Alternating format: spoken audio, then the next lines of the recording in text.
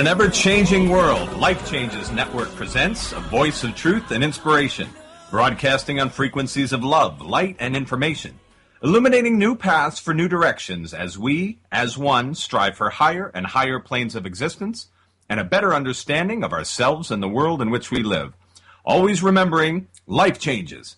This is radio like you've never felt before. This is Life Changes with Filippo, with tonight's special guest, Annie McKenzie, a spiritual healer, teacher, and founder of Sacred Soul Journeys.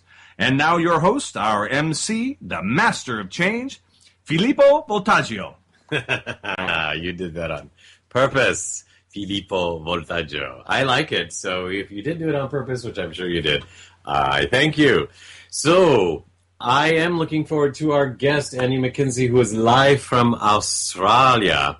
And it's very exciting because, it's interesting. So much is, we are shifting our minds so much. Maybe some of you have already thought this way. I haven't. Today is actually tomorrow, all at the same time. We are talking to Annie today, but it's her tomorrow, or at least it's her today, but it's our tomorrow for her. Never mind. I think you know what I mean. And so that's kind of exciting. We're talking at the same time in this moment, and yet it's my today and her today, but hers today is tomorrow. It's exciting to me. I think you know why. Yesterday was a very exciting day for a lot of women, and maybe even some men. But yesterday was Mother's Day, and it's a day that's celebrated a lot here in America and through other parts of the world. And it's a very important day for a lot of women, and like I said, and some men. And I think it's special that we celebrate mothers every day. Actually, I actually call my mother every day, at least almost every day, whenever I can. But almost every day. But regardless, there was a special day that we all said, we all got together as a world or as a country and said, or maybe it was Hallmark, it doesn't really matter, I suppose. We decided that Sunday was going to be Mother's Day.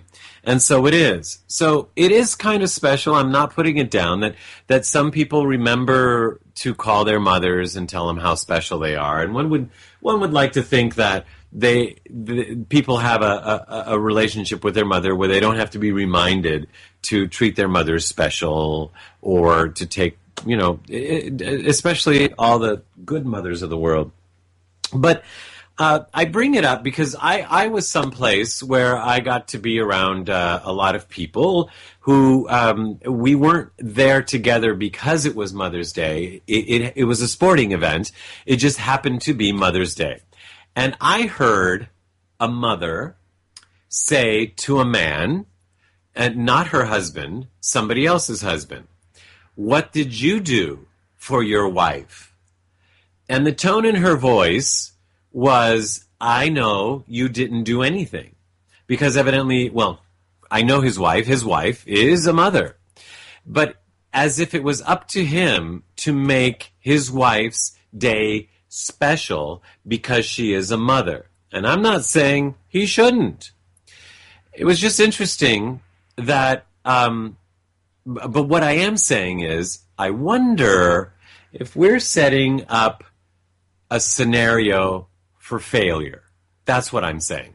As a matter of fact, her exact words were, after this man replied, "Don't worry, I did something very special for her this morning." And the woman's response was, quote, "I know when my wives are not happy." End quote.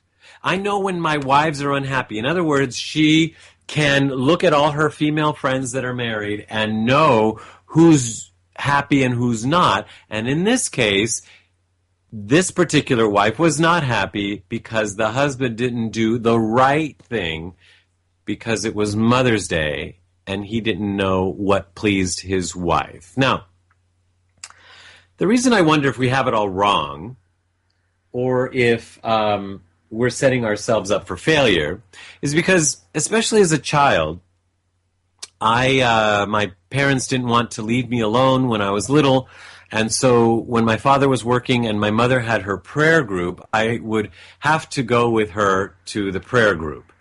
And then as I got a little bit older, sometimes I wanted to go because they sang at the prayer group, and I loved the songs, and sometimes they would let me lead, and I enjoyed doing that. So I ended up being around a lot of women. Of course, being a boy, I was also invited to be around all the men. And a lot of times when events were held, parties, especially in Italian-American situations, the men were all in one place and the women were all in the other place. And since I knew everybody and was friends with everybody from prayer group and whatnot, I would make my way from one to the other. And I noticed that the men would be talking about certain things and the women would be talking about other things. And sometimes the women would be talking about the men and the men would be talking about the women as if they didn't know what was going on, and vice versa.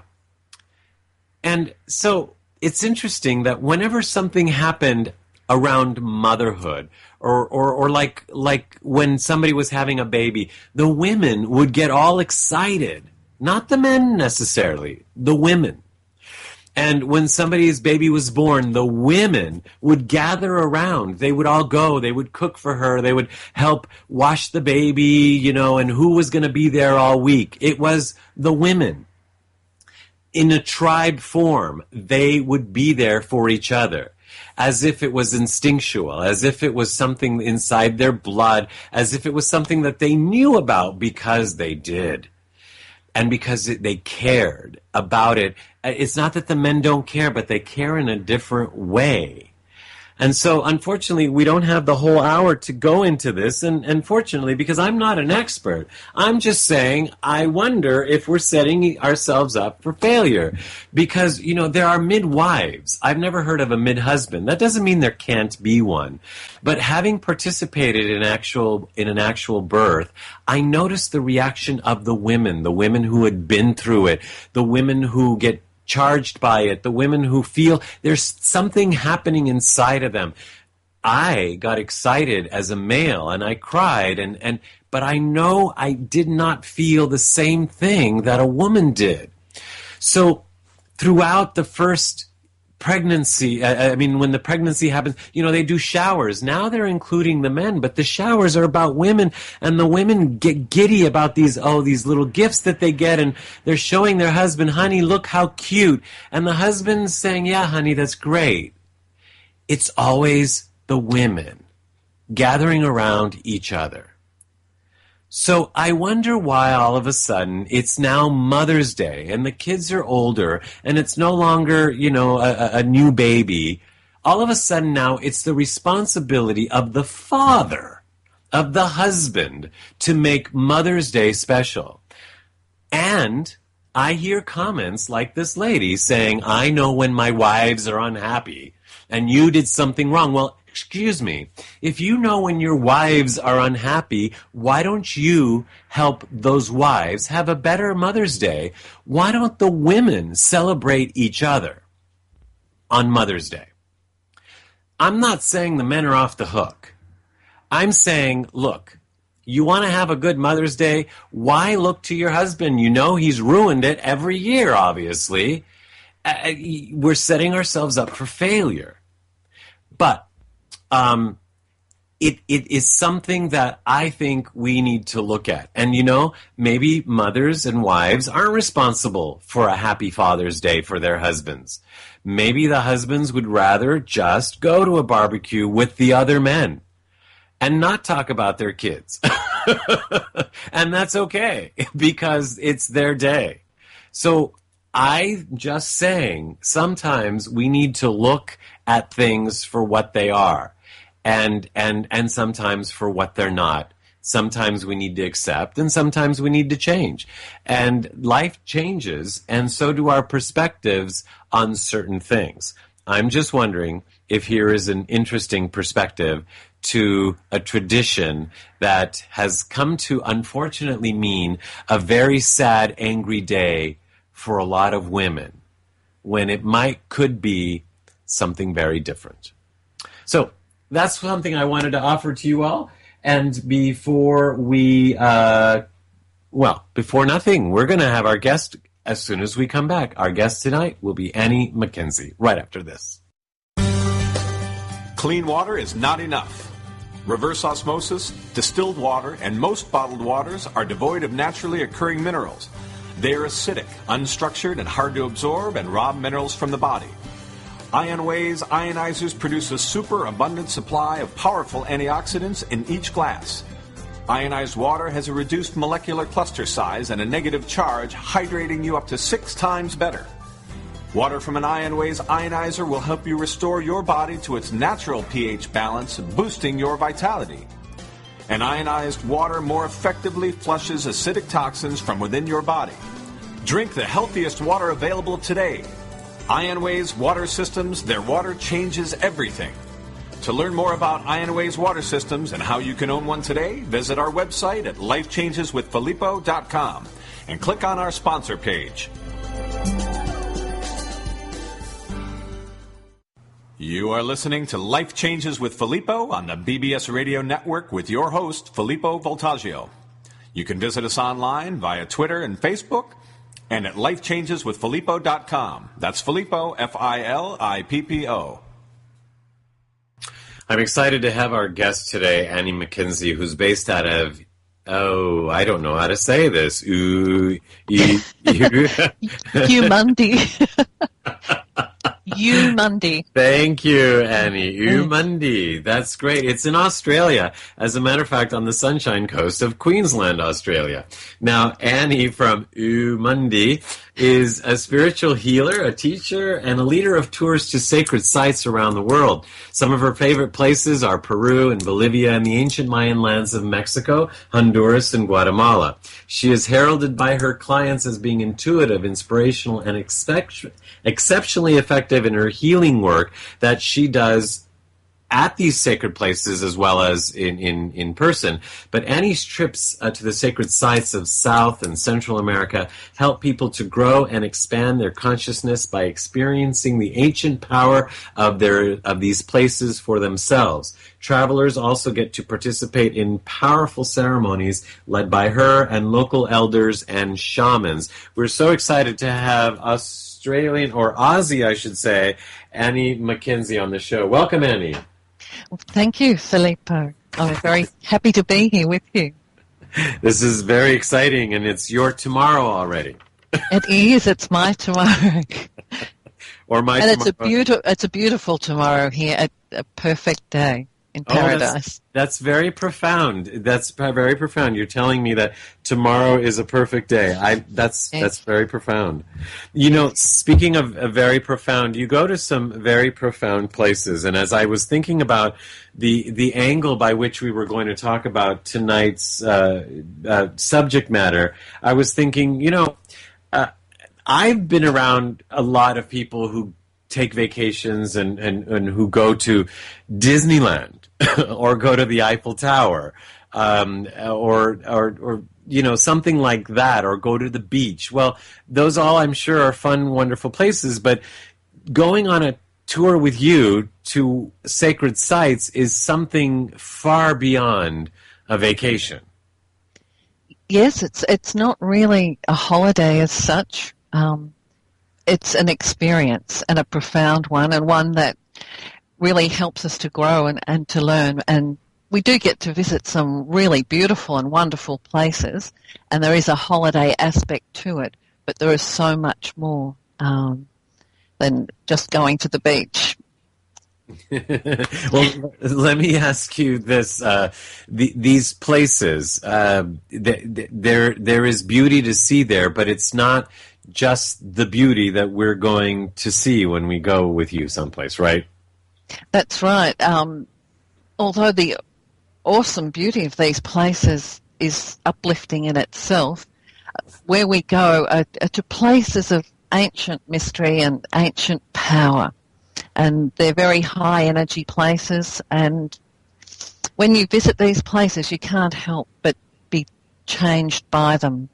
And people that have been on these trips with me always say that they're just not the same person when they come home as they were when they left. And it's a big experience, and it can be an unsettling experience for some people, but when they have a chance to come home and integrate the energies, they find that they've shifted in profound and wonderful ways. You know, Annie, it's interesting. I was thinking, on the one hand, I thought, well, wait a minute. I understand that there are places we call sacred and places we call beautiful, but the whole world is beautiful and the whole world is sacred. And then where my mind went is like, okay, so you build yourself a home, or even in our own respective homes, there always seems to be a corner where we enjoy sitting in when we want to be quiet, or we seem to decorate that area better, or something like that. So there is something happening in those places. And how is that a good analogy? First of all, yes, it is a very good analogy. There are places. The world is a beautiful place, and it is sacred, and we take our sacredness with us too. But there are places where we're energetically more aligned than others. So I may be drawn to a particular place where someone else may not be, and they can be drawn to another incredible site. It's just energetically we're attuned to places. And many of the sacred sites are on energy lines. There's a grid in the earth, and a lot of the sacred sites are on these lines of energy that we can feel and become attracted to in a magnetic way.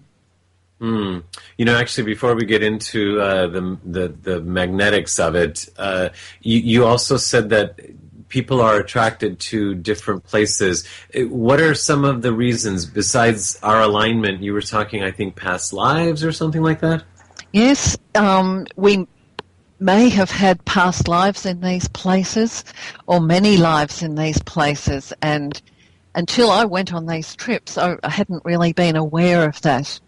But when I arrived at these places, I had amazing memories and experiences from other times. So I can only talk from my experience, and I know that it was an overwhelming and a very emotional experience for me to connect with the energies in these places. That's interesting, because I have heard people say, oh, I can't wait to go to, and they mention a place that you would never expect them to want to go see, and places that I'd never heard of. It's like, what makes someone find something like that and want to go? It's so funny, because before I went to South America, I hadn't been particularly drawn to go there. The place that I wanted to go to was Scotland. For some reason, it called to my heart. But I ended up going with a friend to South America, and when I got off the plane in Cusco in Peru, it was like a coming home, and I wanted to throw myself on the ground and weep. I knew the place. I knew the shops, the squares. I knew what was there. And that's, but sometimes things come to you in dreams also. And I dreamt of an amazing place in Peru, and I ended up going there, which was called Marcahuasi, which is like a stone forest that's out of Lima. And I kept dreaming about this place, and I knew that I had to go there. And it was an amazing experience when I got there. But, sometimes people hear other people mention a place, or they'll read about it, and they just feel incredibly drawn to go there. And, there are so many books and so many travel shows about different places. But for me, to go to Palenque, which is a huge place for me energetically, I was just watching television one day, and this place appeared, and I had the most amazing longing come up in me to go to this place, and they didn't say where it was, and it was so frustrating, but I eventually found out, and when I got to Palenque, it was more than I could have imagined. Actually, as I'm listening to your story, I see how connected you are to these places, and it actually makes me sad. It makes me think of so many people that I know who, like one person in particular who's in a relationship where he wants to go someplace, but his wife thinks it's silly to go to a particular place. So in all their years of marriage, they've never gone there. because she'd rather go elsewhere. Well, it's great for her, but I wonder if he's missing something, a piece, an energy in his life because he hasn't been able to go to that place. I think he most definitely is missing something. If he is drawn to go to a place strongly, he may need to go on his own. And I know that for me, if I'd have waited for my husband to come with me, I would never have gone. And it took a lot of courage for me to go on my own, but in doing so, it was an incredible experience because it was my experience and I didn't have to worry about him being happy or if he was getting the same thing, that I was. I was free to have my experience. And then when you come back, it can enrich your relationship rather than drive you apart. Oh, Annie, I'm so glad we're talking about this because I think sometimes people need permission or to feel it's okay to do things for themselves and on their own, especially when it's this kind of a calling. So, and it reminds me, too, that I was in Sedona with someone who didn't want to be in Sedona, and someone said this person said they didn't feel anything, and it was no fun, and whatever, and it wasn't all that horrible, but I thought, how can one not feel anything in Sedona, Arizona? Because there's something going on, right? And can you explain it?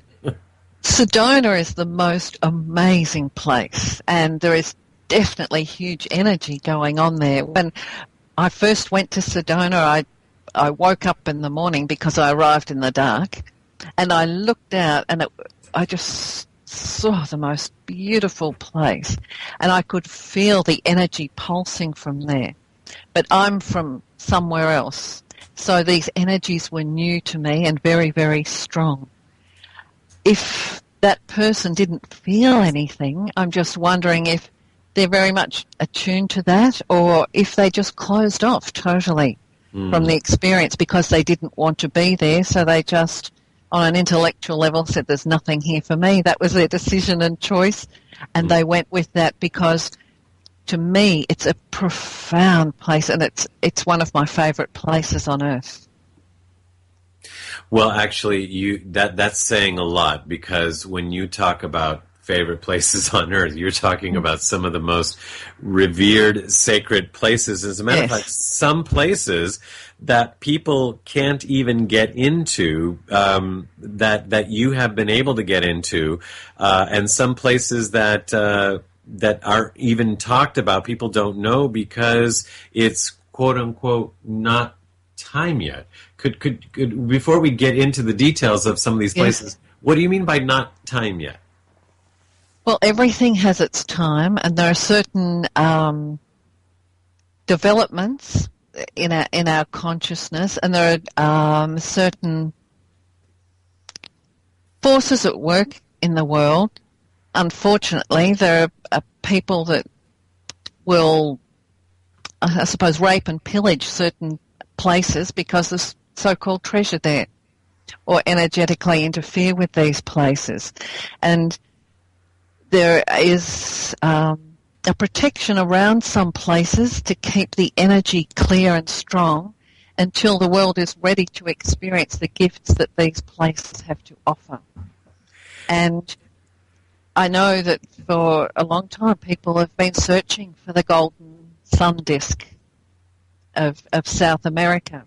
And if you to say exactly where it was, there would be those that would love to hold that and take it and even steal it and use it for their own good. So there is an agreement to keep it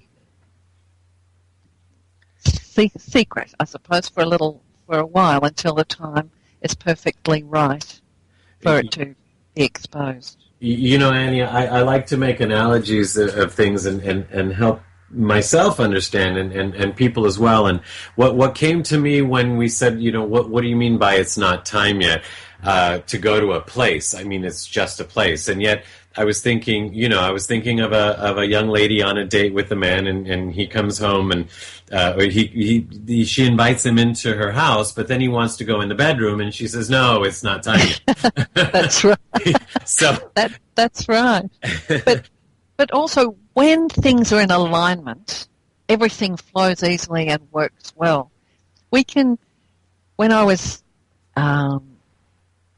young, I suppose there were opportunities that were open to me at the time, but I didn't have the experience or the eyes to see what was before me.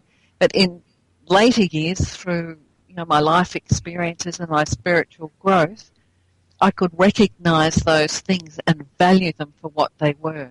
If I had have taken it on back then, I wouldn't have had the same appreciation and growth from that. It was just not the right time, or I didn't recognize it because it wasn't the right time. When we have the eyes to see, and that's what I find in a lot of these places, when you're ready, and it's only you that will know that, you are open to see more than the normal eyes can see, or have a huge experience in these places. If it's not your time, or if it's not your place, you may not feel it at all. Annie, when we come back, we're going to explore some of these places and things that you have seen, and you and only very few other people have. And so I'm grateful that you're going to be sharing this with us. And I also understand that some of the things you have not been able to even post pictures of, but that you're going to be starting to post some on our Life Changes network. So I look forward to finding out what all that is going to be right after this. We're speaking with Annie McKenzie, live from Queensland, Australia, about the sacred places and sacred sites she has visited. We'll be right back.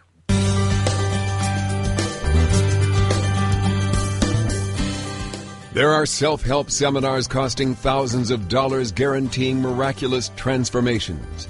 There are compelling speakers and life-changing weekend experiences where you can walk on fire.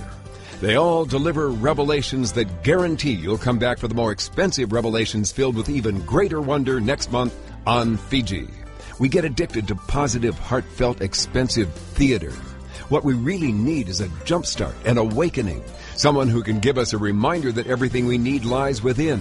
Through inspiration and practical knowledge, Dorothy Donahue helps people get grounded and motivated, inspired and energized. It's not just words and affirmations and the power of intention. It's a mindset brought about by a tangible, transcendental experience, an audio-visual, physical, spiritual experience that helps us realize we transform ourselves. We get tools to become the conscious co-creators of lives of unlimited potential.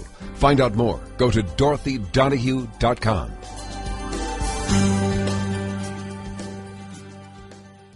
You are listening to Life Changes with Filippo on the BBS Radio Network with our host, Filippo Voltaggio.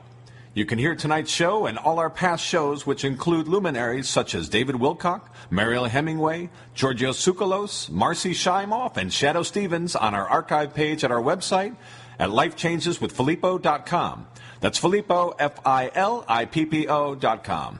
Remember, you can also connect with us via Twitter and Facebook, and now in our own community at lifechangesnetwork.com, where real people come together to share real life in real time. That's lifechangesnetwork.com. Well, we are back. And our guest today is Annie McKenzie. We've been talking about the sacred places that she has. Well, actually, no, we haven't been talking about the sacred places she has visited just yet. We're going to be doing that right now. But we've talked about sacred places almost in general, and what makes a sacred place and what draws someone to a sacred place on this planet. Annie is a spiritual healer. She is a teacher and a leader of tours to sacred sites around the world. If you want to learn more about our guest, you can go to anniemckenzie.com.au. That's Annie, A-N-N-I-E, McKenzie, McKenzie.com.au. And of course, if you didn't catch that, or if you also want information, you can always go to lifechanges.com to find out more about her and all our other guests.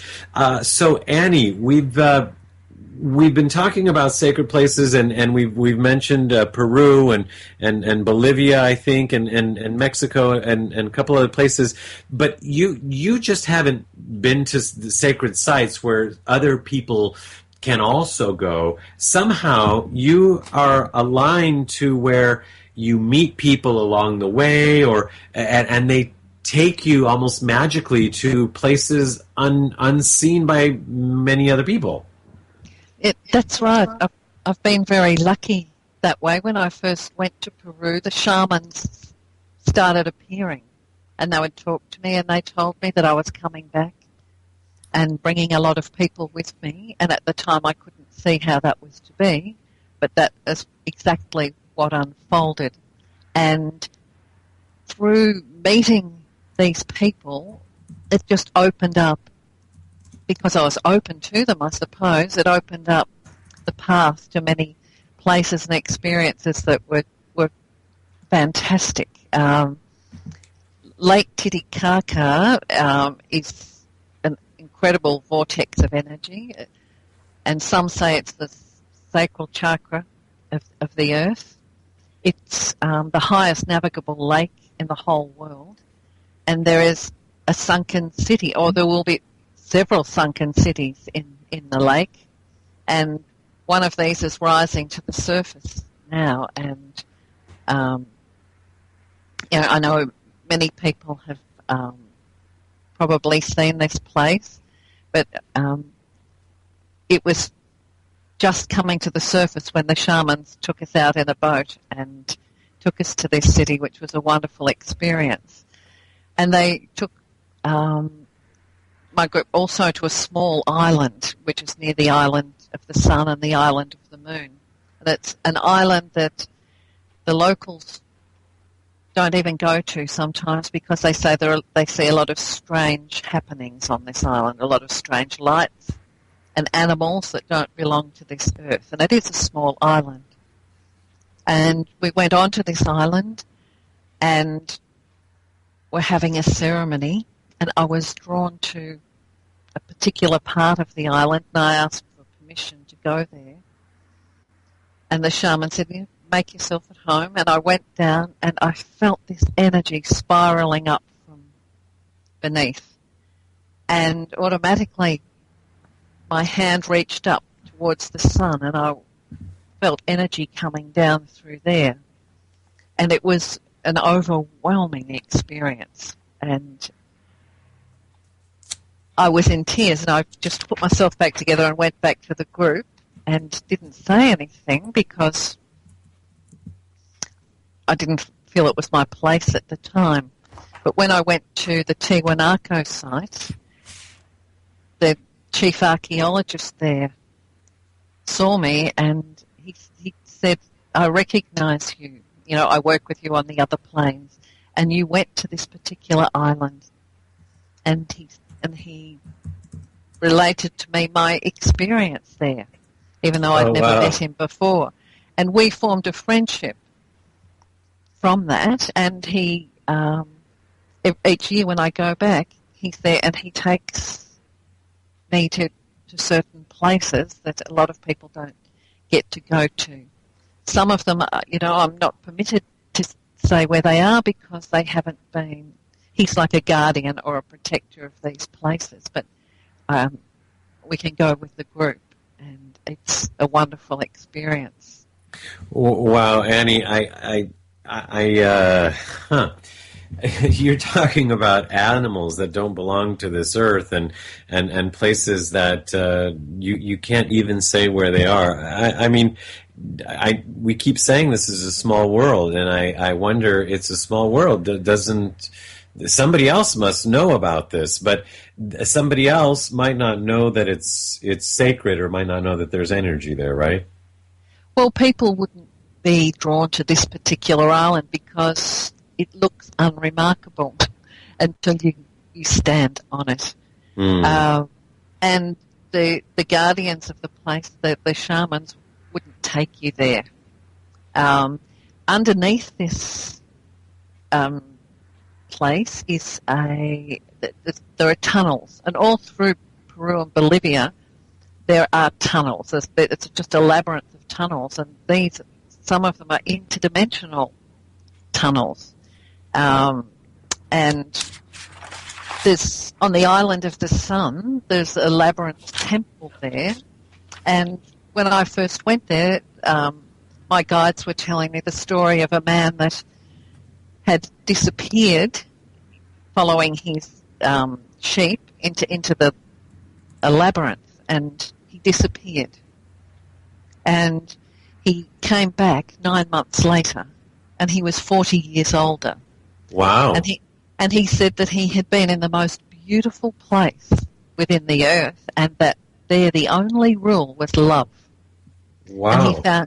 And he found it very hard to be back in our 3D reality. And Wow. when I went there, this man was still alive, but when I went back last time, they told me that he had since passed away. But there are many, many tales like this of what to us would seem extraordinary, but is every day over there. It is just the way of the world. You know, talk about extraordinary. I know, Annie, that you have come to have visions at some of these places and come to have some understandings about what's going on in the world right now and what we are here to expect, going to expect. And I'd like to ask you some questions about that, but let's do this. We're going to break to a commercial so we can come back and wrap up. Life Changes with Filippo is a premier radio show presented by Life Changes Network, which is a company whose team has dedicated their lives not only to positive change, but to helping others observe and embrace, honor, and even celebrate their own changes, thus enabling a more positive, inspired life and helping to create a more positive and inspired world. From everyday people to corporate giants, celebrities, and children, we are here to help and to serve. With heart and experience, we bring our message and positive intent into your home or corporate office, and even through appearances on your favorite shows. If you wish to learn more about Life Changes life coaching and a private consultation with one of us, corporate event appearances, or if you would like us to appear on your radio or TV shows, visit lifechangeswithfilippo.com and click on our representation page. You are listening to Life Changes with Filippo on the BBS Radio Network with your host, Filippo Voltaggio. You can visit us online via Twitter and Facebook and at lifechangeswithfilippo.com. That's Filippo, Filippo. Well, we're back. I am Filippo Voltaggio, and we've got Annie McKenzie from Australia on. We were getting into talking about some of the things you've come to learn at some of these sacred places, and it was quite prophetic. Unfortunately, we only have a few more minutes, but we're going to direct people to your website where they can learn more about your tours and where they can actually go on one of these tours with you, and then hopefully we'll have you on again or something, because your information is important. So tell us what you've learned in a nutshell about what's happening right now and where we're headed. Well, when I was in Bolivia once before, it was for the September equinox in 2009, I was at a special ceremony of the elders, and I witnessed a portal opening or energy streaming into the earth. It was this amazing golden light through this doorway, and I was blasted by this energy. And the energy was being held by these amazing men, the elders of this particular place, which was a little town on the shores of Lake Titicaca. And I'm just keeping it brief. What they said was going to happen at the time, they said what I had witnessed was this opening and a lot of light streaming into this place, because it was where Mount Illimani and Ilyampu, their energies intersected, and it was an extremely powerful place.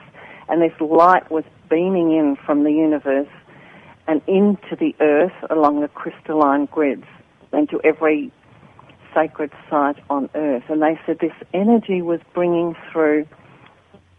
a lot of light to the earth, and that there would be thousands of people all over the earth, whether they were aware of it or not, that were holding this energy so it didn't come in too fast.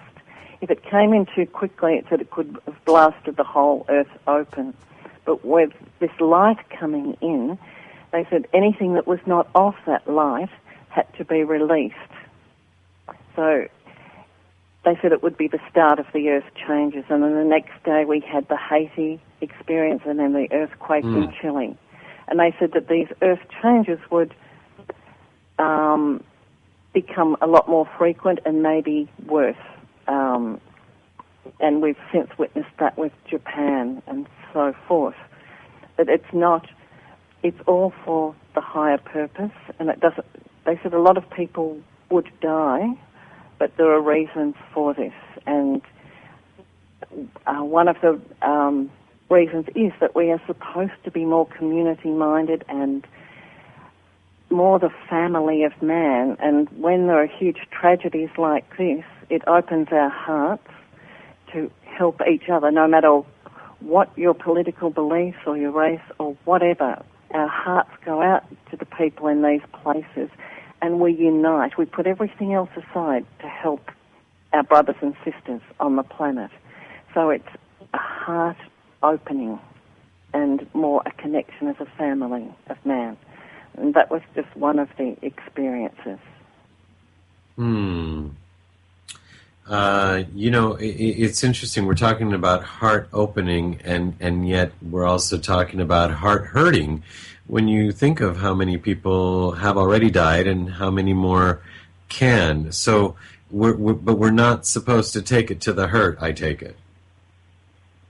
Well, sometimes our hearts get broken, but they're broken open, and they enable us to receive.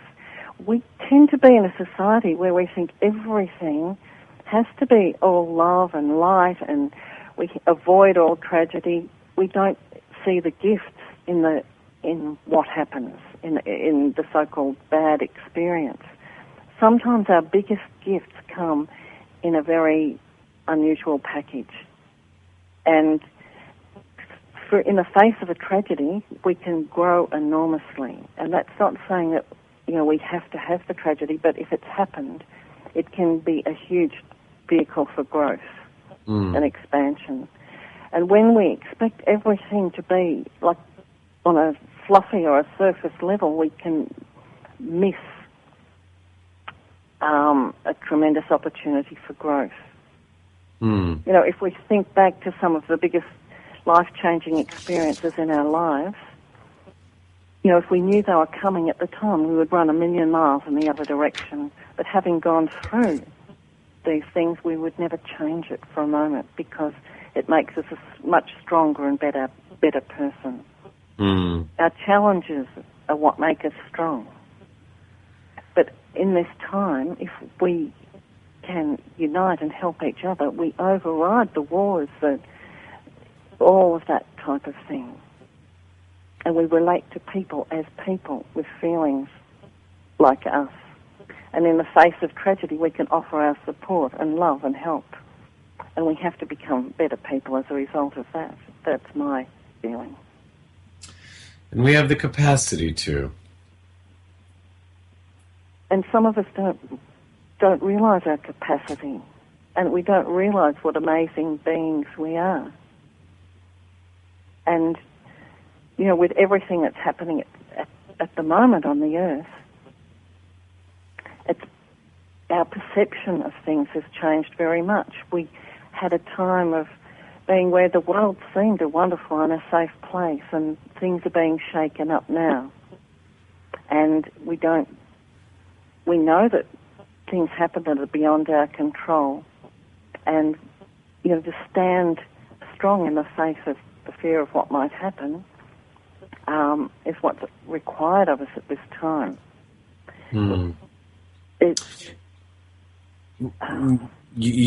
Annie, I sensed you were about to say something, so go ahead. No, the Earth is going through tremendous changes, and as it holds more light, what is not of that light needs to go, and the same is happening to us because we are connected to the Earth. And some of us have felt very shaken up through all of this, and we're releasing lifetimes of what we can't take with us as we evolve. So we need to release it too, and we can become very sad or very emotional or whatever as we learn to deal with the changes. But it's a big and a huge energetic clearing for the earth and for us as part of that earth.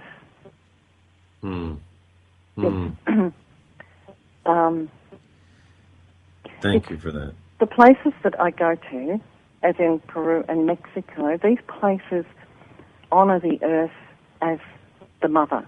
And you were talking about Mother's Day, before you started. Right. And how they give thanks to the mother. In Peru, they honour Pachamama all the time. If they have a drink, the first little bit, the drops go to the mother. With a meal, some is offered to the mother because they know that the mother provides us with our life and everything we need for that life. And they live in awareness of what they are given, and with gratitude they honour that. We honour the mother. And just in relation to the mother's stuff,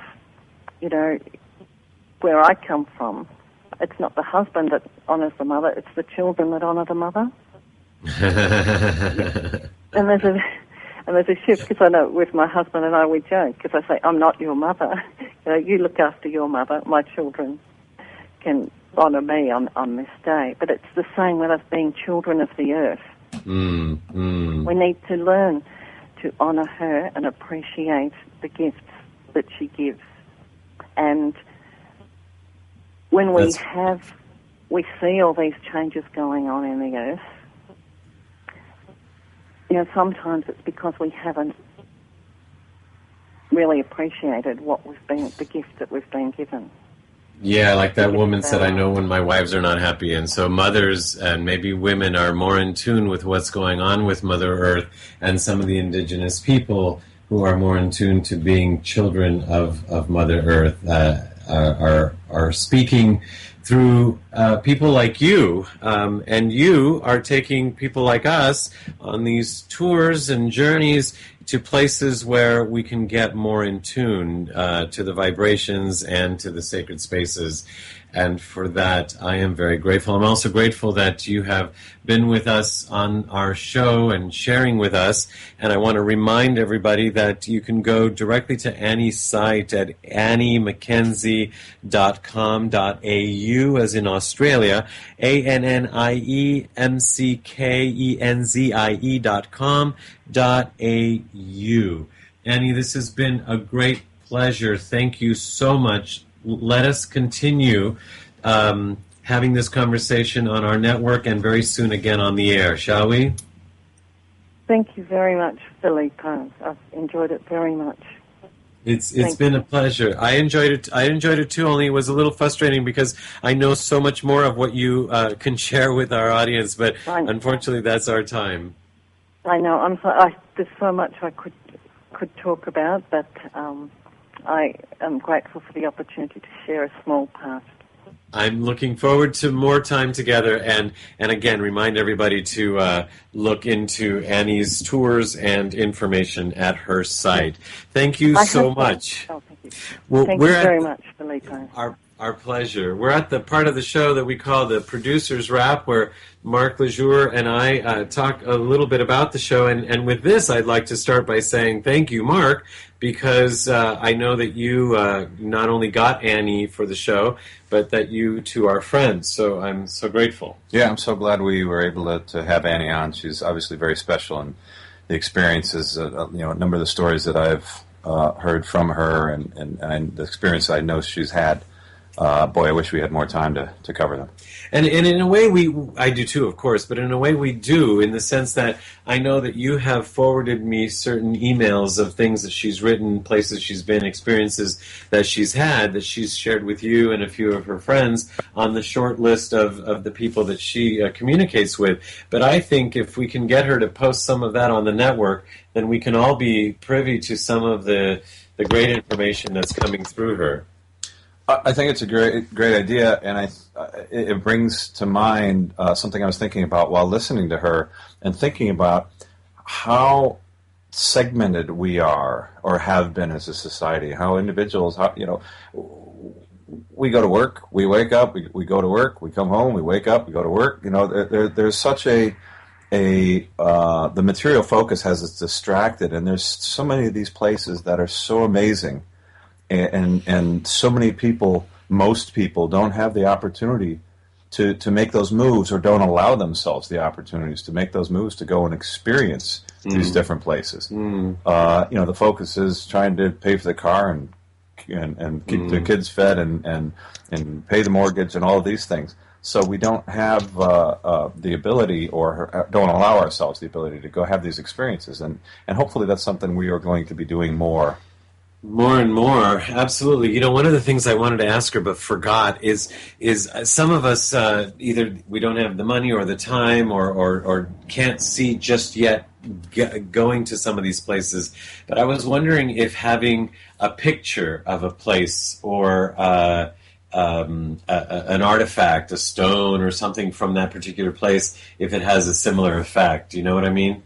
Well, you know, not being able to speak for her, my feeling would be that it does. I mean, what we're learning at a quantum level, you know, energy is in everything, and visualization, just like you're not saying energy isn't everything. You're saying it is in everything. Energy is in everything. Yeah. Energy is everything, or everything is energy. So the point being is that in that type of a situation, well, let's take science, for example. The quantum studies that they're doing now, they're proving more and more that we can replicate the physiology of an event, meaning they've measured runners, and runners can have the same biophysical reactions or results from thinking about their run as they do having the actual run. Right.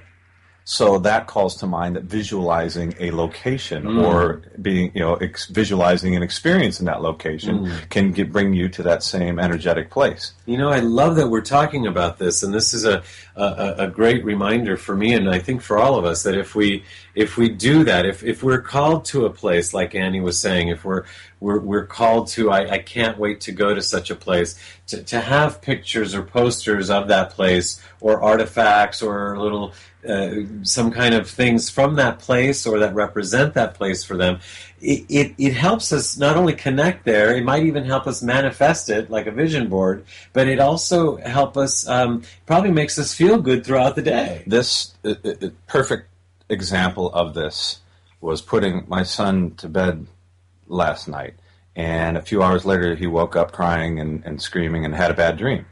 And I went in and calmed him down, and I told him that whenever he has one of those bad dreams, to immediately think of something that makes him happy. And he looked at me, he smiled, and he was asleep within a couple of seconds. Oh, wow.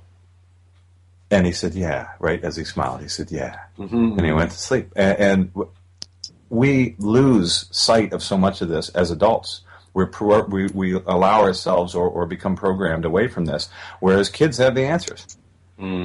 And we can learn. They from get that. it right away. So very similar, where the visualizing of it works, and we got to get back to remembering that the visualizing of it works. Well, that's great. So let's remember to do that. And of course, if you can go on a tour, by all means, look into Annie McKenzie's. And you can do that at our website, like we've given it, and also on our website at lifechangesnetwork.com. And with that, we've run... Mark, did you want to say one more thing? Sacred Soul Journeys. Annie McKenzie's Sacred Soul Journeys. Oh, yes, we didn't give out that site, Sacred Soul Journeys.